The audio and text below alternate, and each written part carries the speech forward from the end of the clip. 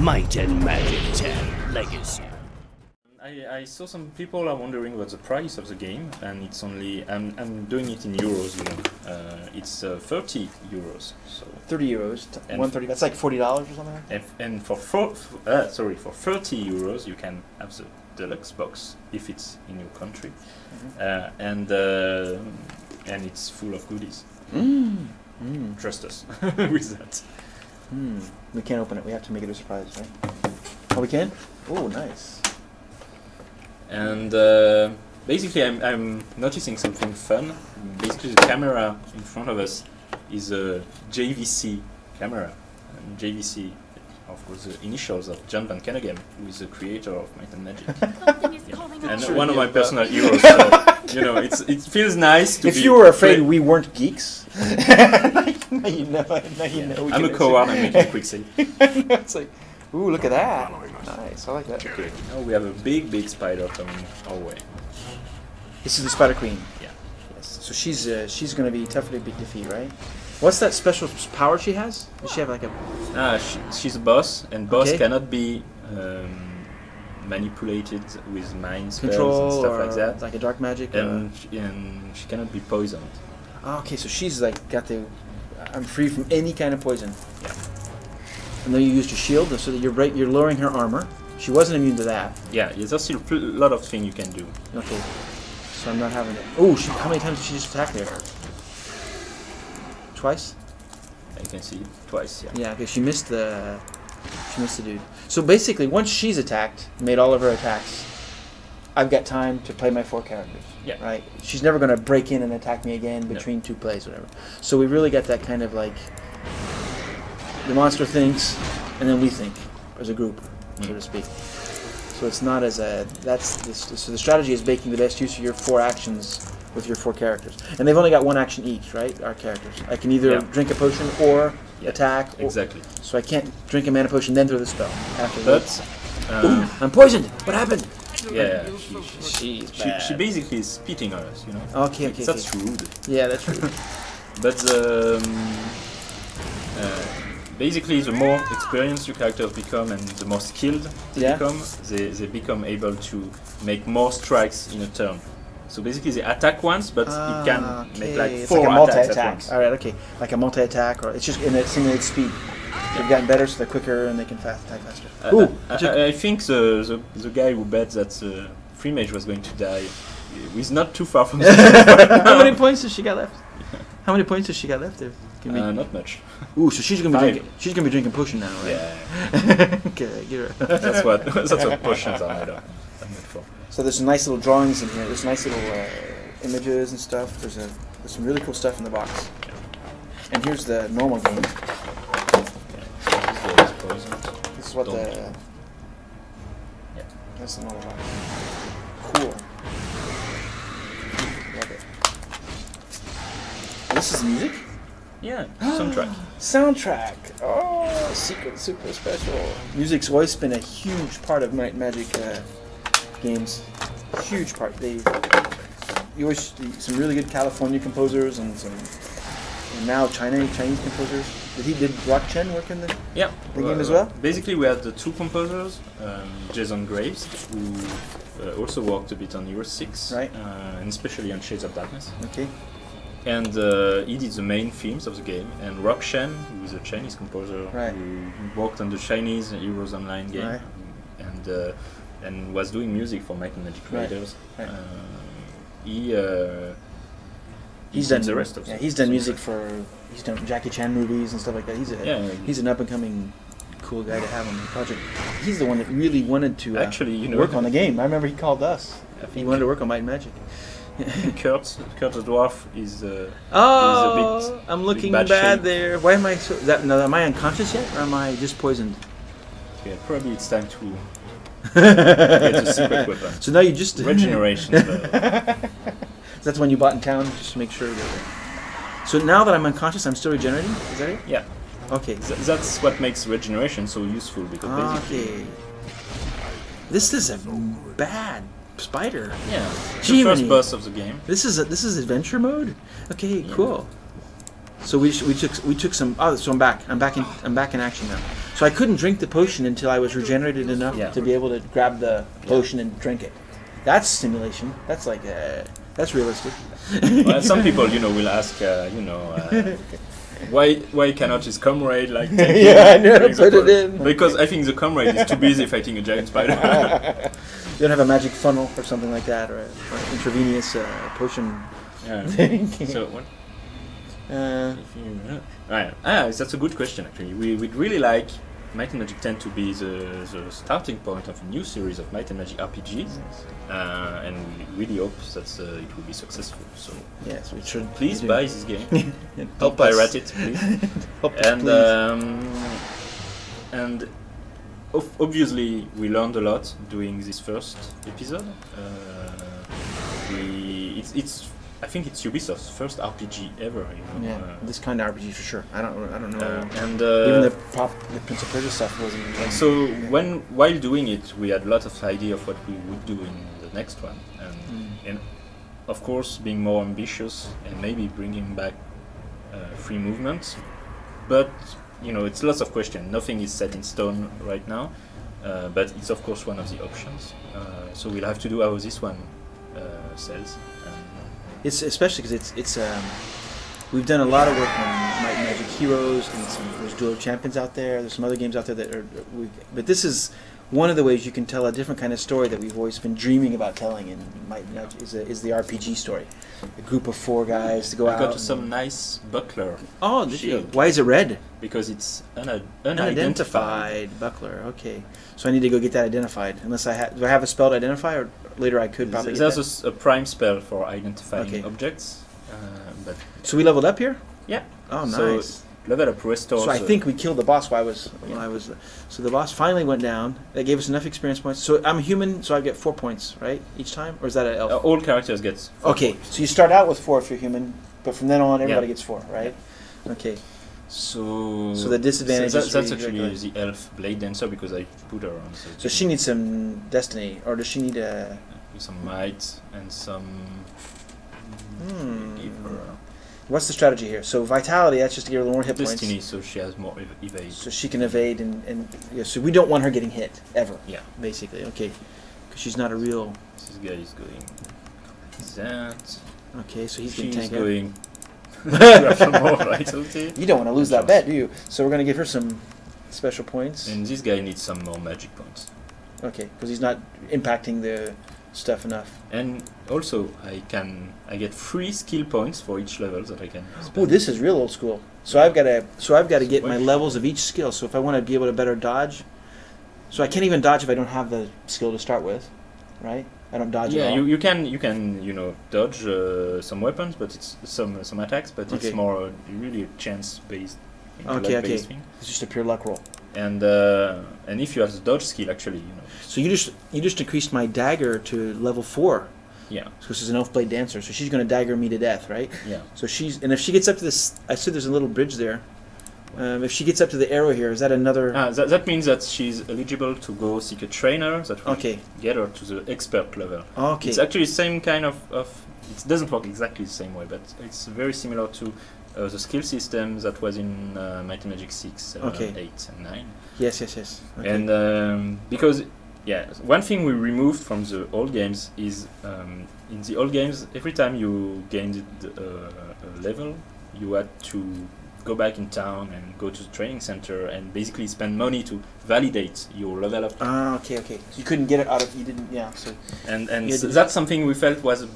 I mean, there's already a lot of backtracking in this kind of Yeah. game, and we felt it was a bit too much. Yeah. But we really liked the idea of trainers, so Yeah. we kept the expert and master and grandmaster Okay. trainers. So I can go up 5 levels, and then it actually makes more sense. It's like getting a diploma, right? Yeah, You go back and you get the next expert level diploma. exactly. So we're not going back every time, but we're going back. Yeah, that's a good compromise, and you keep the same feeling that you've actually got trainers. Yeah. And it's not just something you get. It's something you have to do. Physically, have to go train yourself. Yeah. But if I go from level 1 to 5, that's just my experience in battle that gives me the level ups. Yeah. Because I'm learning as I go.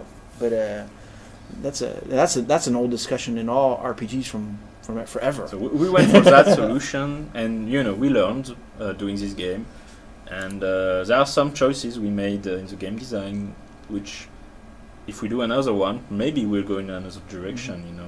But That you have sounds to fun. make one game to learn. Yeah, that's what it is. But for now, I mean, for me, it seems okay, like so now he has mace. So. I think that's fun. I had to hate to go back every time I needed a skill because it seemed like you're just going in the dungeon, killing a couple of spiders, going back out, doing everything. You had to go in like 10 times. There are This time you're only going in arguments 4. for both sides. Yeah. But in this game, we felt it was really it quickly became tedious. Really. Yes. The day-to-day gritty life of an adventurer. It's more fun to fight creatures as much as you can. So now I've got 2 spiders here. Now I have a question: Is this one here to the right in core melee distance, or is he? He has to move first, okay? Because he was on a diagonal. So now they're both able to attack me here. Yeah.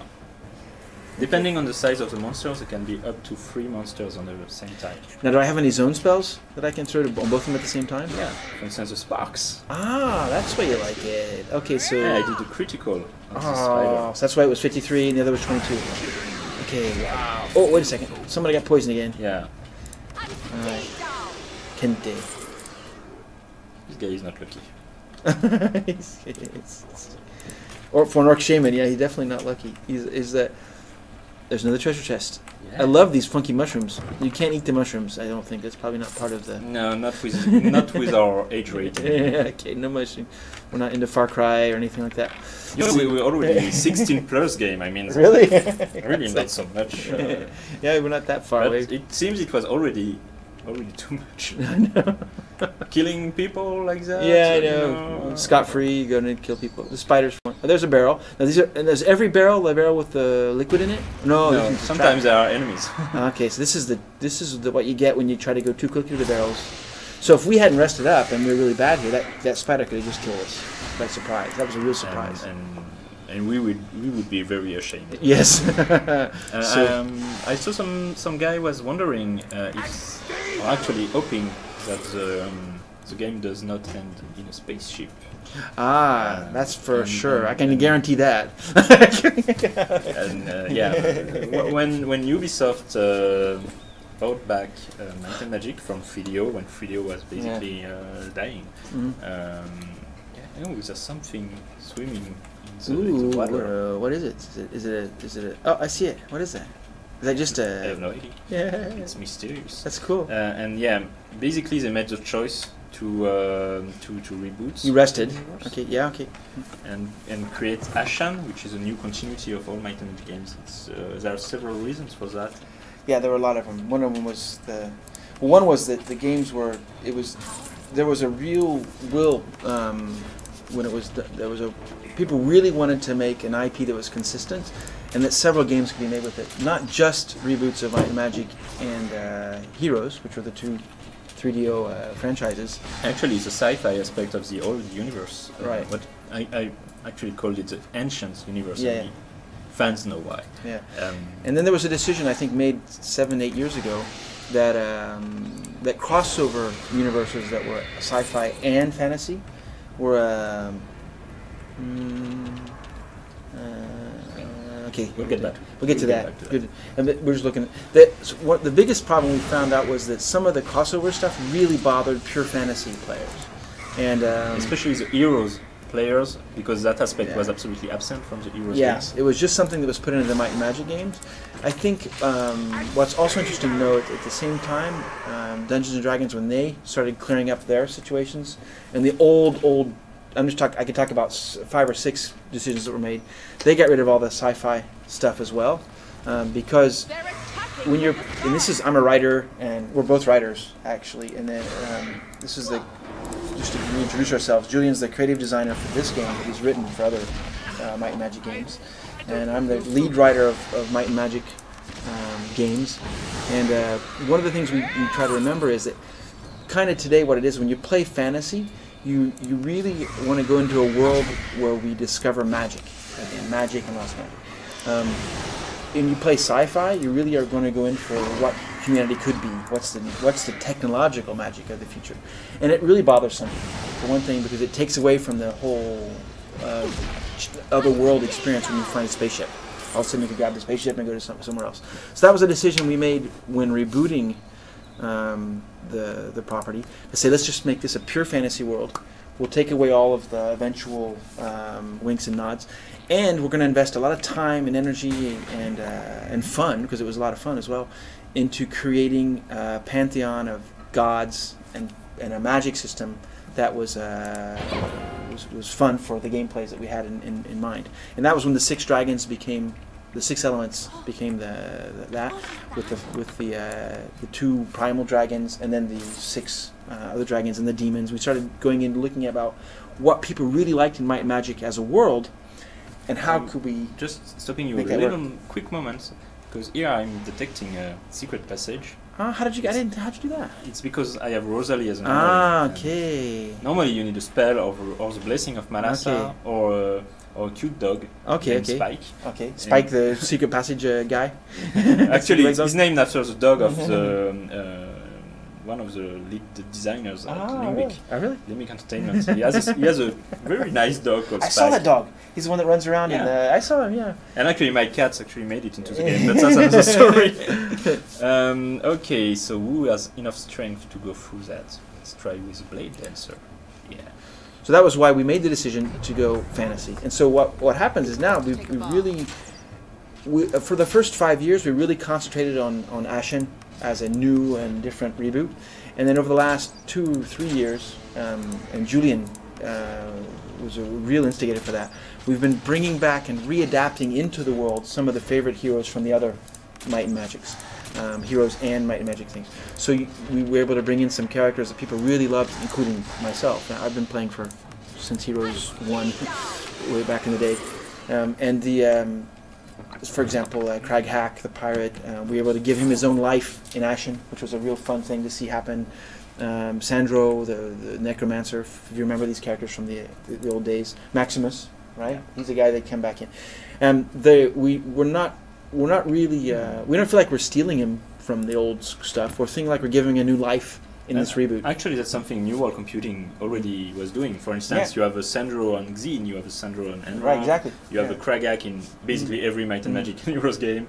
That's not necessarily the same guy. For instance, in Might and Magic 1 or 3, it's a dwarf. Kragak's a dwarf. And it's. I mean, you could call it fan servicing if you want to be.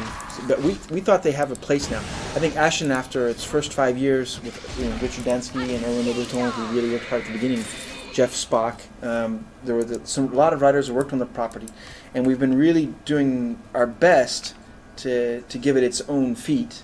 And now we're able to bring in some other characters without disturbing the property. And we're not really. So I think the experience, in any case, we love writing in it because it's a rich world. There are different races. There are different. We've got a bunch of them here in Might and Magic. It's really stable now, which is good. There's not other things. That's what. How do you explain Sheltem? How do you explain Sheltem? That's a good question. I mean, Sheltem is not in Might and Magic 10. First, I know his laugh was used in the reveal trailer, and actually, but no, actually, Sheltem died at the end of Might and Magic 5, and he was a guardian created by the ancients to watch over the world of Terra, and he became crazy, and then Korak had to stop him, and that's basically the first meta plot of the Might and Magic series. And but he's dead for good at the end of Might and Magic 5, and Korak had to sacrifice himself to kill him. So we are not bringing him back because I think it would be really cheap. And actually, on top of not making sense in Ashen. Yeah, well, some things won't make it back in, but it's kind of like the expression we use when we're thinking about new projects. We think of it as a wedding. It's something borrowed, something blue. I don't know if you know that expression. Something old and something new. You always have to have something new for a universe to grow and we're developing a world, right, with you guys, with the fans too. So every now and then we'll borrow something from the old stuff.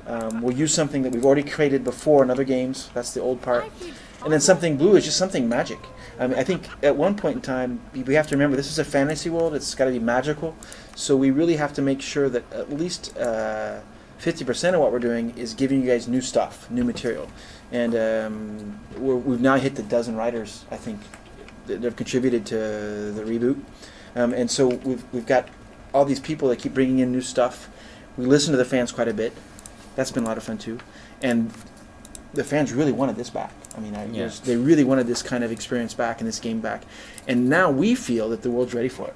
I don't think Ashen could have taken it right away. You know, Yeah. I like what we did with Dark Messiah way back in at the beginning, but this is a full-fledged Might and Magic experience in the world of Ashen, and it's amazing what you found here. You've got details that are just amazing here. You've got the whole town wrapped out, and this is all stuff I've seen before in Ashen. Actually, I think The angels, I've seen all this stuff. one thing I'm very happy to have seen is on one of the fan forums. There was a guy who was really an old timer, fan of the old games, and he never got into Ashen. He didn't like Ashen, and he actually was playing Might and Magic 10.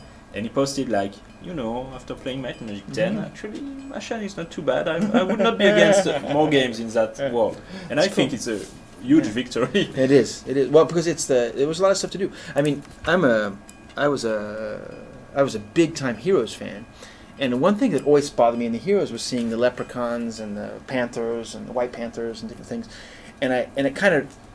I mean, I'm not the only one, I don't think. Some people liked him, the leprechauns and stuff. But what we realized was, at one point in time, you can be funny and cute and second degree with the fantasy world. But then again, at some point in time, you need to, before you make the jokes, you got to have something serious there that people can invest in. Invest your fantasy neurons and say, this is like my fun time. I'm going to go in here and it has to be coherent, and it has to be a pure fantasy experience. Then you can have the Joker like Isaac, which I find adds to the world, because there are Jokers. It's a huge world full of different things. Not everyone's sad and depressed and everything. And that's actually something I really wanted to bring back from the old games. Exactly. It's the sense of humor, because they had a lot of jokes and pop culture and surprises and stuff like that. And probably I have overdone it a little bit, especially with the box. Sorry about that. But I really wanted to have the humor in the game. I think it's there's a interesting thing. Is the older RPG were harder. Look at Wizardry series. Wizardry was always much harder than Might and Magic. Yeah, there's no doubt. That was a bit the line between the two. Might and Magic were challenging at times, but doable. Wizardry was for real. Yeah, it was for like the guys who like counting the arrows in your quiver. I'm actually a big fan of Wizardry 8. It's one of my favorite games ever. I'm too big of a story guy. I mean, I really like. Wizardry 6 to 8 have a really great story. Yes. But it's more sci-fi story actually. Yeah, I have a. It's really about ascendance to higher planes of being and stuff. I mean, there's nothing. I mean, some of my favorite. One of the problems when you start mixing sci-fi with fantasy is it gets really complicated really fast. There's a few things we don't do in Might and Magic. One is time travel. We don't play with time travel. No. We don't play with space travel. We don't play. Not anymore. Not anymore. Yeah, we've learned all our lessons. Because one of the things that happens is every single story, and this one included, fits in a timeline of 1,000 years that we've been working off of, where you can live through adventures, and you can find characters in any game from one game to the other. I mean, how many characters do we think you put in here from the other games? You've got not even just the Ashen stuff we've done. There's got to be at least Craig Hacks you've already brought back in a DLC. Yeah, for Heroes. Craig is in there, and a lot of characters actually. But I think it's like 70% Ashen characters and 30%. Yeah, it's good. Shoutouts and references. Actually, I put a lot of references to the old games. Actually, even references to the science fiction aspect of the game. Right. Like you have an astronomer guy who, if you read his journals, he says that he was watching the stars and he saw a flat world moving, and he was like, "Whoa, what is that?" So. And actually I asked Erwan, who is the creative director of the brand, and I was half expecting him to say no, never. No. And he actually was like, oh, actually that's nice. You can put these kind of references. So I was very happy to do it. Yeah, it's fun. Oh, look at that! Spiders and a signpost. Yeah, I think the signpost is a real danger. That was your spark spell again? You threw on there? Yeah. No, it's classics. Yes, I like the 29 points. So this guy wasn't in range for your spark? Is that what happened? Okay, so Sparks actually hits every enemies on adjacent tiles. Okay. But the ones directly, in front of you, behind you, on the left. Okay, and the right. left, right, behind, forward. Okay. And when you are surrounded, it's a very useful spell. Nice. So you can be surrounded. Do they get flanking ability if they're surrounded? No. No. There's no kind of that. But you can't see who's attacking you. You have to turn around. Yeah, you are attacked from all directions, and it's it's dangerous enough without thinking bonuses. abilities. So how do you know the guy's behind you? You have to look to your little map here to the right? Or? Yeah. Okay, the red dots on the map to the right here. And usually, the character will scream something. They are attacking us from behind. Okay. Which one? We have the sound. We have the sound off, but you guys can hear the sounds. We can't hear them. But oh, she's got. What happened to her eyes here? Look at my magician. She looks sad. Oh, okay, I see. She's not well. She's not well. She just okay. So the 7 was the green poison thing, and the red was the regular hit. So we got to get her healed. Yeah. We're gonna lose her bet. Oh, actually, I have a nice elixir of vitality. The elixirs are potions that basically increase your attributes once and for all. It's like a barrel, but in a potion form. Okay. So you can actually, if you get like 10 of those, you can get 10 points more for one character, and Yep. or you can decide yourself to. It's better to divide them up in the group kind of equally. Otherwise, you're gonna regret. You're gonna have one big character which doesn't do you a lot. Ashen Hills? No. Oh, that's the signpost. Okay, yeah, north to Port Marrow. A little trivia here again. This area, the Aegean Peninsula. Yes. It's appeared, half appeared maybe in Hero 6 in the Inferno, the 4th Inferno map, Right. which you wrote. Right. The one with the library. Yeah. Yeah. And there are a few references to the fact the that the Faceless Library was in there, in this area. And Sorpigal by the Sea, Yes. Sea I Haven, remember that. I remember Castle Sorpigal by the Port Sea. Myron Yeah. Right. were already appearing in that map. Something But is coming the your way. geography was not exactly fleshed out yet. And actually, there was this theme in this map with the people who are living in illusion made by the Right. Faceless. Yeah. And so they didn't know what was going on. yeah, so Port Myron.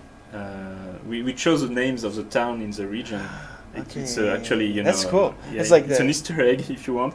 But Port Myron is a name.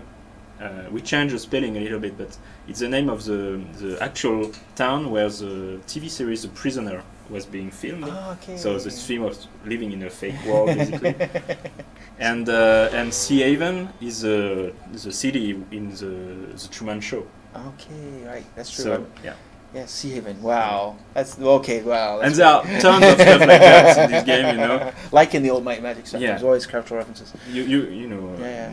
Watch out for all the Star Trek and Doctor Who references in there. I remember so much that fun, of when you've got one, you went, oh yeah, it's just a nice wink and a nod to things. This is the area I remember we had to fight to get that kiss scene in map 4 of Hero 6 because no the one. kiss scenes that never happened. I know we wanted the main character to kiss his girlfriend and we couldn't get the resources to do it. So we had to just say it happened, kind of thing. I think they maybe just looked at each other, kind of thing. I think that's just a text saying that they're kissing. Now, are we going to get a kiss scene in Might and Magic 10, or is that for 11?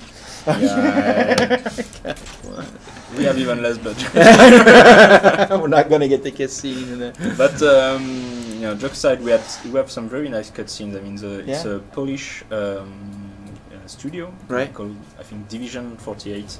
They were doing the cutscenes for Call of Juarez Gunslinger. Ah, yes, which were fantastic. And we were starting working on making the 10 and we saw this cutscene and we were like, this is so cool. We want this kind of cutscene in our game. And they did the cutscenes, and I think that's cool. That's cool. I just killed this spider. I think it's a good time to actually ask you guys, what do you want us to do next? I think we are going to take a short break, and when we get back, do you want us to continue playing Act 1, or do you want us to go further in the game into the wide world, basically? Which means basically we'll be taking a save or something. Yeah. So so she didn't die, by the way. No one died. One person was unconscious, but we didn't get killed. The spider. Oh, one last spider before we. What's now that? Yeah, okay, there you go. Question about new content. So there's a DLC that will be coming in the coming months. Actually, if you have the deluxe edition of the game, you already know that because you will have it for free. Mm-hmm. It's called the Falcon and the Unicorn. Actually, I have the right to say it because I think it's already spelled out on Steam. But I'm not telling you what the story is. It's set. I mean, I'm actually very proud that in Might and Magic 10 we have a real ending with a real ending cutscene.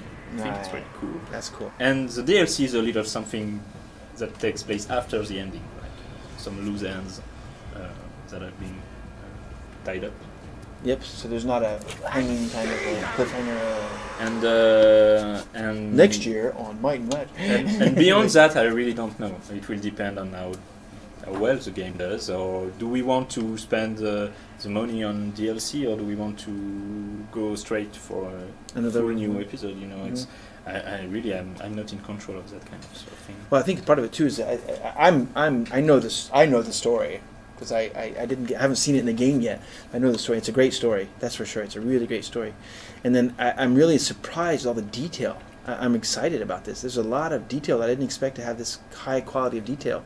All the little, we're literally, there's the sky again, right? We're literally, what's that tower? It's this lighthouse. Lighthouse, okay, yeah. There's a spider back there too. Yeah. You could shoot that at a distance if you wanted, I guess, right? No, too far away, no, too far away. Too far. Right. But I'm just surprised by the detail. And then plus we find all that stuff we had before, the little like surprise goodies everywhere. Like people talking to you, telling jokes, and then there's these tons and tons of spells and character builds. I mean, there's an infinite amount of characters you could make, right? Yeah.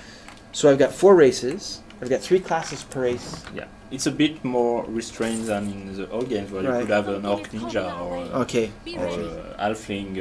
But still, these are dancer. But see, these are kind of a standard, and these are Ashen certified it's one of classes too, right? I mean, there's like it's one of these things. It's an Ashen constraint, right. but I think it's a good constraint in the sense that it helps us doing very I click on Celestial Armor by mistake. It helps us doing very interesting character builds with interesting gameplays, unique gameplays. Plus, for me, I'm a purist. I guess sometimes having the orc ninja turtle assassin isn't not necessarily something I expect in this kind of game, you know. But having it depends, you know. I know some people are a bit disappointed that they cannot do a dwarf samurai, for instance, or stuff. Yeah, like that. okay. It's we had sometimes we have to make choices. Yeah, I think overall though, the dwarves have their own culture, they have their own civilization, they have their own clan system. It's a richer background. The humans have their worlds. The free mages come from they have their worlds from the free cities, and the orcs are coherent. They're a really coherent race. They were created by the wizards like 500 years ago, and I think that's something you have to trade off. If you just start making an orc be anything we want it to be, you lose that kind of pure background. Okay, so we take a break now, and we'll get back soon. I think there's something people can win now. So in case you are coming right now, we are playing Might and Magic 10 Legacy, and actually we're taking a short break and coming back in a few minutes. Let us know if you want us to keep playing or just keep talking about stuff, or play further on in the game, or continue this game. Do you want to play some guitar, Kurt? No? In the background? Okay. This is a nice guitar, by the way. So I think I'm now Talk to you later. To raffle time. Raffle time!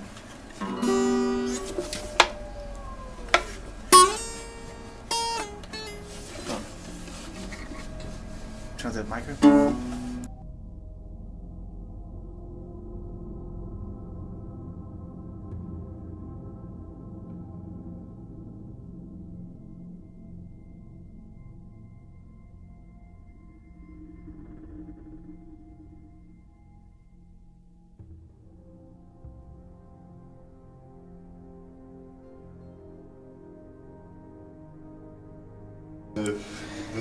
Okay, hi guys, my name is Matthias, I'm a CM here at Ubisoft.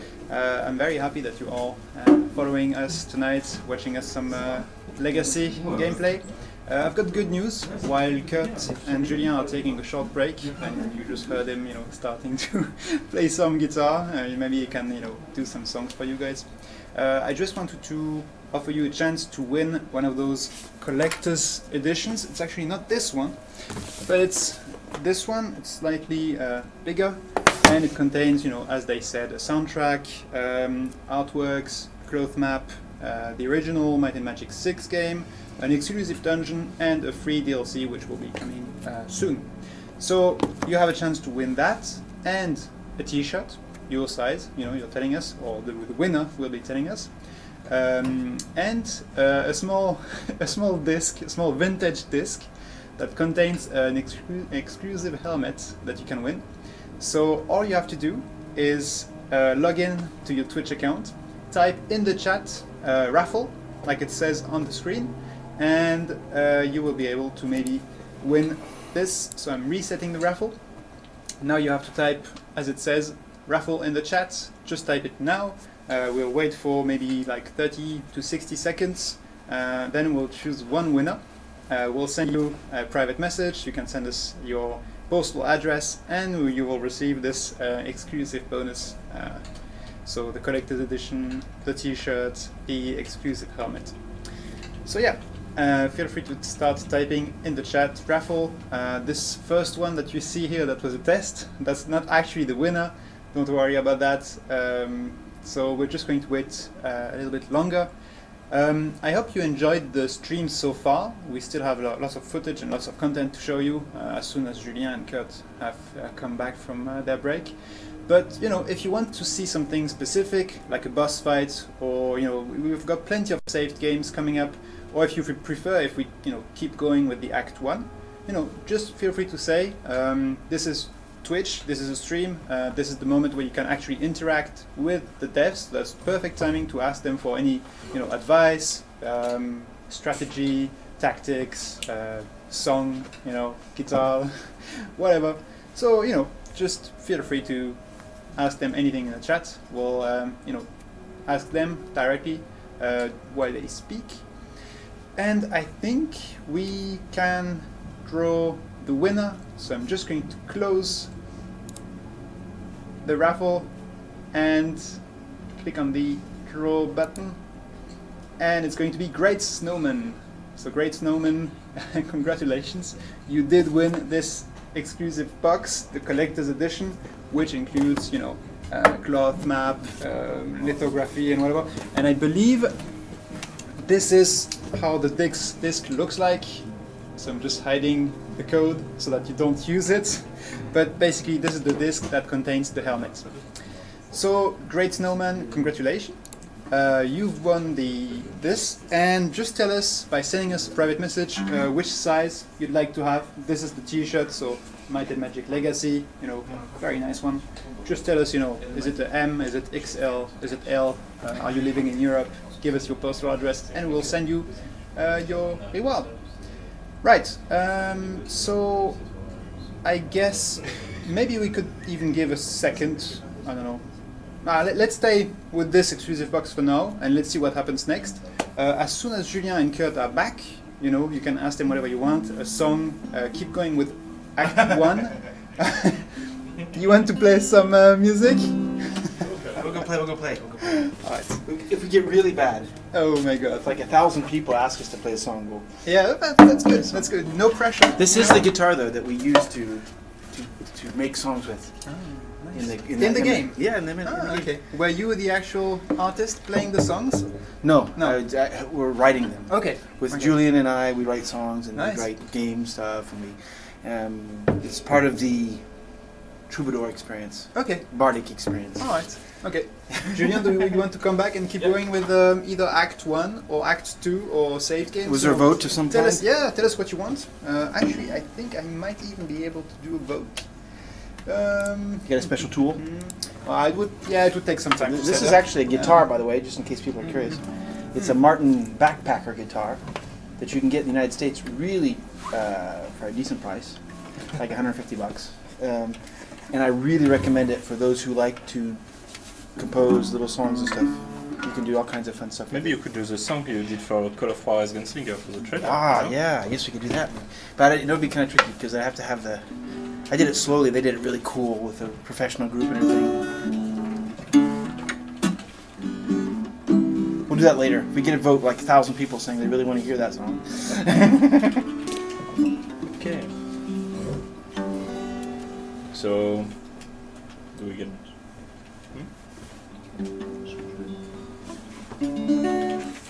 So, what's the vote? Are we going to play some more of this game? Let's see, we're going to play some more.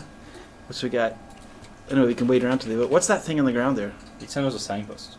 Okay, a magical kind of like funky signpost. Really Is that a torch on the ground there? Somebody Yeah. threw the torch down there? That's cool. I like that little kind of detail. It wasn't me who did that. Someone. So does this mean someone's close?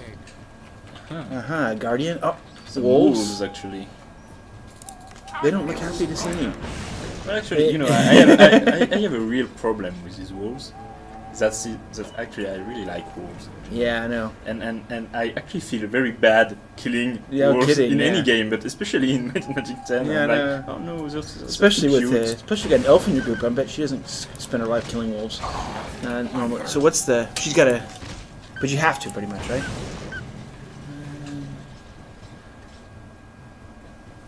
Huh? How many? Good question. Huh? I say it. That's a good question. Actually, yeah, I mean, for Might and Magic 10, because you know, I won't teach you anything by saying that doing an RPG game is really expensive. Yeah. So in order to do this game, actually, we had to be smart and ask ourselves, okay, so how can we do it? Because this is a niche game, you know. It's not a game that you expect will sell like Blockbuster. Like 100 million copies. Yeah. If we So yeah, reusing models from previous Might and Magic games was a conscious choice, and actually, I think fortunately the Hero 6 models especially they look really great in first-person view. But yeah, Because I guess the big thing was a lot of the creatures I noticed, you recognize them from Hero 6, but we saw them about that big in the Heroes game because they're on like a little map, and they had some really incredible animations and stuff that you could barely even notice, right? So here I'm seeing some of them for the first time. That little like idol of the guy jumping around on his crossbow, I remember that from one of the rare random idols in the Heroes 6 game, but it never really been used that much. So but you're right there. This is sad. You're killing wolves, man. And they're dying like horrible I think deaths. it was. I know. Come on. But yeah, They're killing wolves. But these are mean wolves, right? These are like really upset. I think they are hungry wolves Yeah. and probably innocent and going to hell for that. And they're probably eating children, I think. Maybe on their side on Sundays they eat children, these wolves. No, but in any case, they look like they've been taken care of. Yeah, because there's a lot of stuff from... Basically, now we've got kind of... one of the things that's interesting that we've been working on Ashen now for 7 to 8 years almost. The world itself is starting to get its own library of models and creatures and things. And that's what one of the reasons why you guys were able to push this game through and we were able to do it, right? If we hadn't had the base of other stuff, we might not have been able to get the budget to do this internally. But without the model reuse, this game would not exist. It's that simple as that. Yeah, simple, right? So what's interesting is basically it was your passion. You were like this guy driving. You've been talking about this game for 5 years, I think, ever since I met you. Just 4 years. 4 years. Right. That's You've been talking about it. Hey, what do you think? And at first it was an idea, and then people are like, "Yeah, right. Who's going to want to do it?" And then as time went on, you convinced us all that this is really a game people wanted, and it could be done if we reutilized a lot of the resources and assets from other games. And I think that's what made this thing brilliant.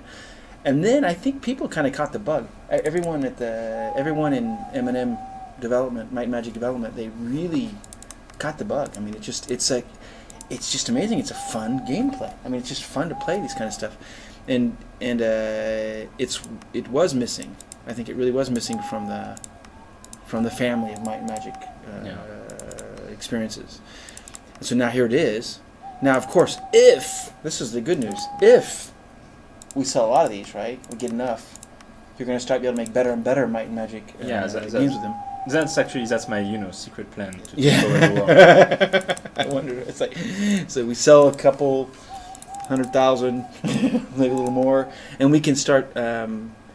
Anything you've done in this game, we're going to be using other games too. That's kind of the way things are happening now with, especially the story stuff. We've already changed. One thing that's really amazing is that the guys at Limbic Entertainment, they really went beyond what they had, and they actually combined models and putting Right. heads on models and creating new stuff, and we ended up having much more characters, different characters than expected, Right. which is great. Combinations, remixing, and like the. Well, now this is definitely a new story, right? This is a new chapter in the Might and Magic saga. Yeah. There was a we got a 10-year wait between stories. 12. 12 years now, right? Yeah, there's a 12-year wait between the last Might and Magic 9 game that came out right before 3DO went under. And then, in case you're just joining, whatever, the Might and Magic Heroes and Might and Magic RPG were bought by Ubisoft from 3DO so that the game wouldn't disappear. At first, it was more because there was a lot of people that really loved Might and Magic, and they were kind of afraid it was just going to kind of sink into oblivion. But there are way too many fans at Ubisoft. I'm one of them. Julien's one of them. We really didn't. I was actually recruited to work on Might and Magic. I mean, that's the first game I worked on at Ubisoft because I just loved it, and we felt kind of like we were doing the world of, at least the world of favor at first, and then thanks to the success on the Heroes line, and other games that have come out under Might and Magic, we've been able to continue to build and develop both the world, but both the game experiences, and now. It's been around long enough. I think this one is one of your favorites. Yes, it is. You actually went back to read some old actual medieval bestiaries. Yes, where yes. every animal description was basically a moral lesson. This was one of the things we wanted to do, and this goes back to why you won't find science fiction in. Well, we started really looking at the idea that bestiary book you found there was. In a world that's based on magic and where the gods are real and you really feel, you get a different kind of. You're in a pre-Darwin world. Basically, evolution's not what makes things happen. It was the gods that made things happen, right? And so every time they created a creature, there was a reason. It was a chance for us to learn something about life and the way the universe works, philosophy, etc. So when we did that bestiary, we got some old bestiaries from medieval times. And you realize that the Catholic monks and priests that were writing these things out, when they talked about a rabbit, the rabbit wasn't a descendant of a mammal over time, whatever. Rabbit was created by God to give us a message about how you should run fast, basically. And it wasn't at all this kind of science version or technology version of things. And it was really cool because those bestiaries back in the medieval days. You learn a lot about how people thought back then. This was way before Darwin and evolution and all that kind of stuff. Finally, shaman. You got him, great, a flames mace. So what we did with the bestiary in this game, this is the first time we got to do it. We actually played with that, and we made it. We wrote a story about a bestiary archivist that was writing the stories that were told at the time about why the griffin was created by the gods, why the boar was created, and it's really kind of fun. We had fun. I think that was one of the fun books. I really had a good time. Nice, thank you again for letting me write that and put it in the game because I wanted to do it for like about a year and a half. Thanks to you because I was really, I was, how do you say that? Biting more than I could chew with the text of this game. Yeah. At some point, I was like, okay, I need help for the law books because I'm going to die. Well, you bit off a little bit more than you could chew, but you had backup, so that helped. I think you did the right thing. Well, I see some people are really enjoying the game, so cool. thanks we'll keep to you playing. for buying it and enjoying it. Really glad. Oh wow, nice comment too. Fans. I don't think there is an official strategy guide yet. No, probably some fan sites. There's some fan sites, but okay. Just we were talking about references and stuff like that, and this character Jassad is the guy who gives you the bestiary quest, and actually, there we go. Actually. You're going to get it right away, right? Because you killed the spider already. No, I need to kill more. But there's gossip there too. Yeah. He's a... Ashen is truly a mysterious, fascinating place.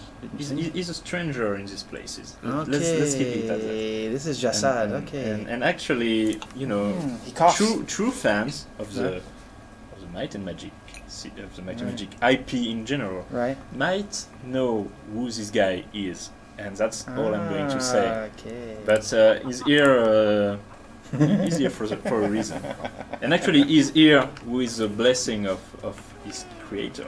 Nice. That was That's something really bonus. I'm really proud of. Yeah, huge bonus. That's a huge bonus. I need to go and have my linen robe get fixed. That's one of the things that now we've been working on this for quite a while. Might and Magic no longer belongs to us. I don't think it ever has. Actually. Yeah, no, it never. All we do, we kind of service the world, and we just make sure that we keep up the tradition, and we keep writing new stuff, and making sure the world keeps going. But you really, when you write in a world like Might and Magic with games like these, you're following a tradition that's 30 years old. I mean, that's it. Yeah, it's 30 years old. Tradition of telling really good RPG stories with groups of adventurers, and here we have, and giving you this kind of like interactive feeling where you really are wandering around. There's a new day is dawning. I like this so much. Look at that. Oh, I didn't get to see it, but so my clock just went around, right? Yeah. It's the morning. Now we are on Elda. It's the day of Elrath.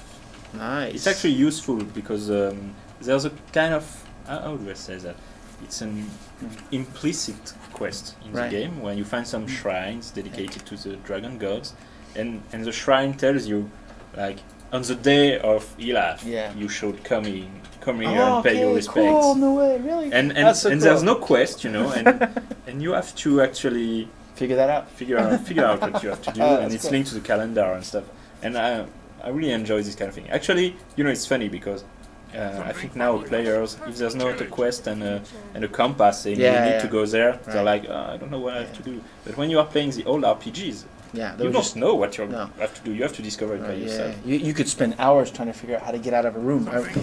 Some of the games I remember. And while we are not that hardcore, we have some guides and quests and stuff. Yeah. I'm really happy we were able to put back some stuff you have to figure out by yourself. And they're not on the obligatory path, right? Necessarily. They're kind of on the optional paths too. You can so there's some of that stuff going on. Yeah, there's a guy that knows. Okay, okay, you're a true fan. Okay, you win. But but Jerry Gravel, who was a writer of the Dream Right and the Shadow of Myth, which were the Might and Magic novels. He wrote in 1995. Actually, I was in contact with him a couple of years ago for I did an interview with him for Celestial Events, the fan site, and I remained in contact. And I asked him if it was okay if I put a little cameo of his character in the game with R1 agreement, of course. And he said, yeah, sure, it's great. And we even designed the portrait of the character based on the description Jerry Gravel gave us. So that was one of the really good ones too. The novels. That was one of the. Yeah. So these are two good ones. And the third one, the Sea of Mist, is probably one of the worst pieces of literature ever. In my opinion, no offense to the writer, you know. I mean, we all have things we are not proud of. And I think probably for him, that's one of these things. It's like Conan, but basically not without very bad Conan. Some of those. And you know, you're not even sure where this book is taking place. I mean, it seems to be the world of the New World Computing games, but not really. And Sea of Mist, you can forget it. But if you get the opportunity to get a copy of the Dream Right and the Shadow of Myth, they are great books. In this sort of Jag Vance-ish. Yeah. Okay. Science fantasy kind of vibe.